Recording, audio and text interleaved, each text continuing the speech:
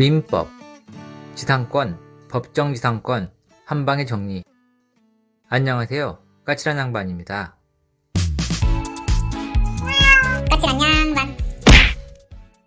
이번 영상에선 지상권과 법정지상권에 대한 내용을 설명드리겠습니다. 본격적인 시작에 앞서 구독과 좋아요 눌러주시면 여러분의 합격에 도움을 드릴 영상을 만드는데 큰 힘이 됩니다. 지상권은 한마디로 건물, 기타 공작물, 수목의 소유를 목적으로 타인의 토지를 사용하는 권리를 말합니다. 취득 원인은 먼저 법률 행위에 의한 것과 법률의 규정에 의한 취득이 있습니다. 법률의 행위에 의한 취득은 등기가 필요합니다. 따라서 설정 계약 플러스 등기를 해야 합니다. 지상권은 지상물 보호를 위해 존속기간을 둡니다. 존속기간은 석조, 수목 등 견고한 건물은 최소 30년 이상, 목조 건물 등 기타 건물은 최소 15년 이상, 기타 공작물은 최소 5년 이상으로 둡니다. 만일 최소 기간 이하로 약정을 해도 최소 기간은 보장받습니다. 영구 무한 기간도 가능합니다.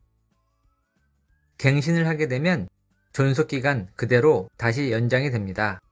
예를 들어 석조 건물을 갱신하면 다시 최소 30년이 연장됩니다. 만일 기간 약정을 하지 않고 지상물 구조, 종류도 정하지 않았다면 최소 15년 이상을 존속기간으로 합니다. 두 가지 조건이 모두 충족되어야 하는데 만일 기간 약정을 정하지 않은 견고한 건물이라면 30년 이상이 됩니다.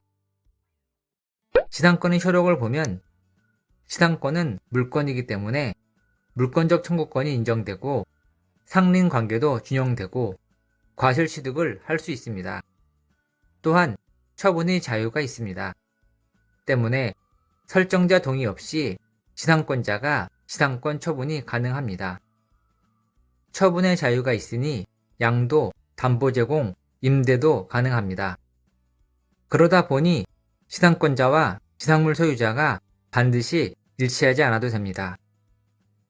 지상권의 소멸을 보면 지상권이 소멸할 때 지상권 설정자와 지상권자 간에 다양한 청구 권리가 생기는데 이건 외우려 하지 말고 흐름을 이해하면 됩니다. 우선 을은 계약이 끝났으니 내 물건 내가 가져가겠다고 하는 지상물 수거권이 생기는데 이때 갑은 그거 내가 살게 하고 매수 청구권을 행사할 수 있습니다.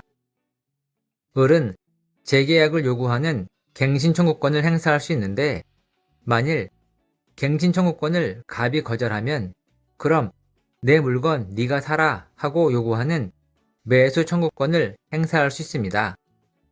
서로 간에는 지료에 대해 증액하거나 감액해 달라는 지료 증감 청구권도 생기고 을은 갑에게 유익비 상환 청구권을 행사할 수 있습니다. 이때 지상권자는 사용 가치를 직접 가질 수 있기 때문에 필요비는 청구 못합니다. 그리고 을이 지료를 2년 이상 연체하면 갑은 지상권 소멸 청구를 할 수 있습니다. 이때 중요한 것은 지상권을 양수받은 자는 지료 연체에 대한 책임을 승계받지 않습니다. 쉽게 말해 을이 몇 년의 지료를 연체했던 간에 양수한 자는 책임 없고 지상권 설정자 갑도 병이 직접 2년 이상 연체를 해야만 지상권 소멸을 청구할 수 있습니다. 계속해서 이번엔 법정지상권에 대해 살펴보면 우선 법정지상권은 등기가 필요 없습니다. 지난 영상에서 설명드린 것처럼 법정 들어간 건 등기 필요 없지만 처분하려면 등기가 필요합니다. 법정지상권 마찬가지입니다. 토지 소유주와 건물주가 다를 때 토지 소유자가 건물 철거를 요구할 것을 예방하기 위해서 토지 사용권을 법적으로 인정해 주는 겁니다. 법정지상권이 성립하려면 토지, 건물 소유주가 동일인이었다가 토지, 건물 소유주가 서로 다른 사람으로 바뀌었을 때 해당합니다. 만일 처음부터 토지, 건물 소유주가 달랐으면 해당 사항 없습니다. 법정 지상권은 말 그대로 법률의 규정에 의해 지상권이 발생하는 것으로 두 가지로 나뉩니다. 관습법상 법정 지상권과 저당권 실행, 즉 임의 경매에 의한 법정 지상권. 관습법상 법정 지상권은 임의 규정으로 토지와 건물주가 동일인이었다가 매매 또는 기타 적법한 원인, 즉 증여, 상속, 법원의 압류 등에 의한 강제 경매 등 토지 소유자가 달라지든 건물의 소유자가 달라지면 토지 소유자는 건물 소유자에 대해 지상권을 설정한 것으로 법이 정해줍니다. 추가로 알고 있어야 할 것은 토지 건물이 일체로 한 사람에게 처분됐을 때는 법정 지상권이 발생하지 않는데 당연히 토지와 건물주가 동일인이니까 법정 지상권이 발생할 여지가 없습니다.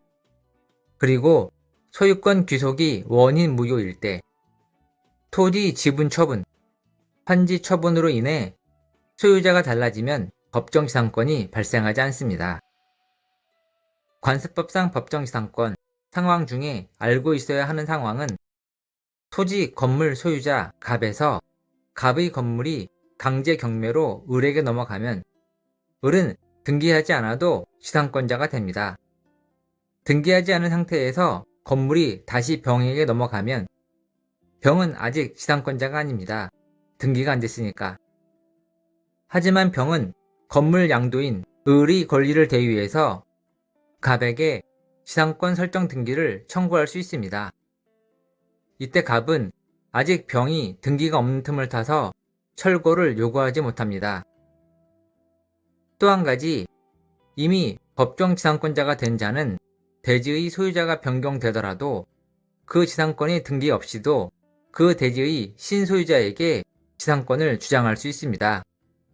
즉, 대항할 수 있습니다. 이미 취득한 지상권이니까.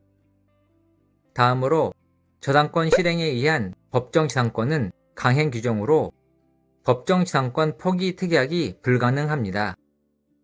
저당권, 즉 경매에 의한 법정 지상권의 경우 법정 지상권이 생기지 않는 두 가지 외엔 모두 법정 지상권이 생깁니다. 법정 지상권이 생기지 않는 두 가지 상황 중 첫 번째는 공동저당의 경우인데 갑의 토지와 건물에 A가 공동저당을 설정했는데 갑이 건물을 멸실시키고 신축 건물을 지으면 건물에 있던 저당은 멸실로 소멸하게 됩니다. 그렇게 되면 신축 건물은 저당 없는 건물이 됩니다. 그런 후 토지가 경매로 넘어가서 을이 토지 소유주가 됐을 때 토지 건물주가 동일인해서 서로 다른 사람이 됐다고 해서 법정 지상권이 인정이 되면 건물을 부수고 새로 개발할 수 없는 토지는 헐값에 낙찰이 됩니다. 그렇게 되면 그 피해는 고스란히 저당권자인 A가 지게 됩니다. 따라서 공동저당에서 신축은 무조건 법정 지상권이 인정되지 않습니다.